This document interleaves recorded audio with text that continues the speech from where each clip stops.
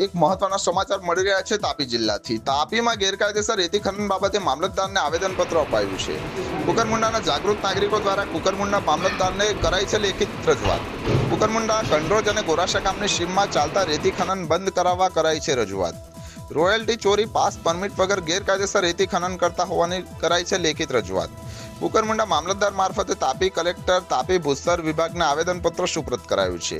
આવેદનપત્રમાં સ્પષ્ટ જણાવ્યું કે કાળી રેતીનો કાળો કારોબાર કરતા રેતી માફિયા અને સ્થાનિક હપ્તાખોર અધિકારીઓ પર કાર્યવાહી કરવાની લોકોની માંગ ઉઠી છે. એક મહત્વના સમાચાર મળી રહ્યા છે તાપી જિલ્લાથી. તાપીમાં ગેરકાયદેસર રેતી ખનન બાબતે મામલતદારને આવેદનપત્ર અપાયું છે. કુકરમુંડાના જાગૃત નાગરિકો દ્વારા કુકરમુંડા મામલતદારને કરાઈ છે લેખિત રજૂઆત.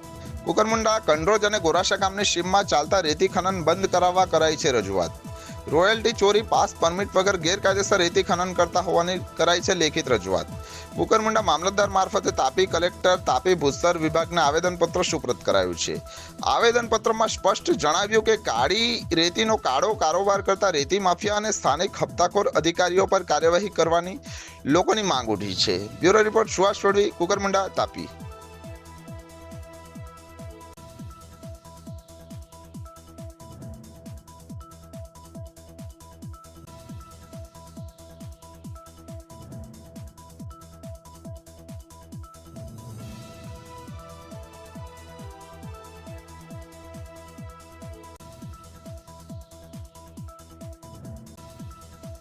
જય આદિવાસી, જય જોહાર.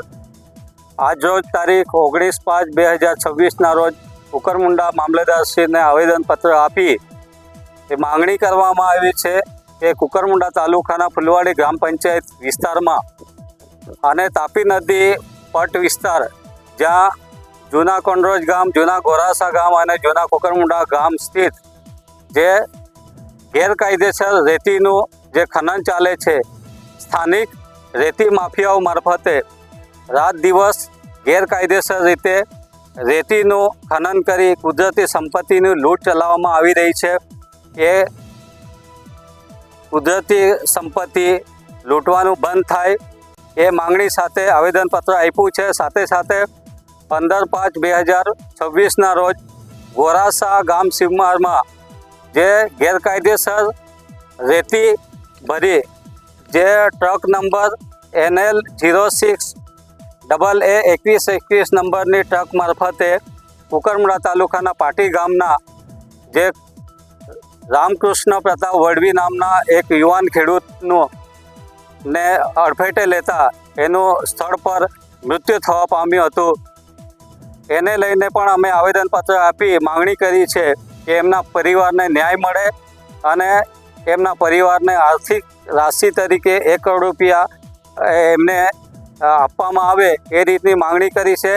સાથે સાથે છેલ્લા 4-5 મહિનાથી કુકરમુંડા તાપી નદી પટ વિસ્તારમાં જે કંડરોજ ગામ ને ગોરાસા ગામ સ્થિત જે ગેરકાયદેસર રેતી ખનન કરવામાં આવી રહ્યું છે, એ તાપી જિલ્લાના ભૂસ્તર શાસ્ત્રી, તાપી જિલ્લાના જે કલેક્ટર, નવનિયુક્ત કલેક્ટર દેવ ચૌધરી સાહેબ અને તાપીના SP અને નિઝર પ્રાંત કલેક્ટર મારફતે તાત્કાલિક સ્થળ પર પહોંચી અને આ ગેરકાયદેસર રેતી ખનન બંધ કરવામાં આવે અને જો દિન 4માં એના પર રેતી માફિયાઓ પર કાયદેસરની કાર્યવાહી કરવામાં નહીં આવે તો મૃતક પરિવારના સભ્યો, સામાજિક આગેવાનો અને ખેડૂતો અને ગામજનો વતી સ્થળ પર પહોંચી ત્યાં રેડ પાડી અને જે કંઈ આધુનિક મશીનો દ્વારા જે રેતી ખનન કરવામાં આવી છે એ આધુનિક મશીનોને નુકસાન કરવામાં આવશે. સાથે સાથે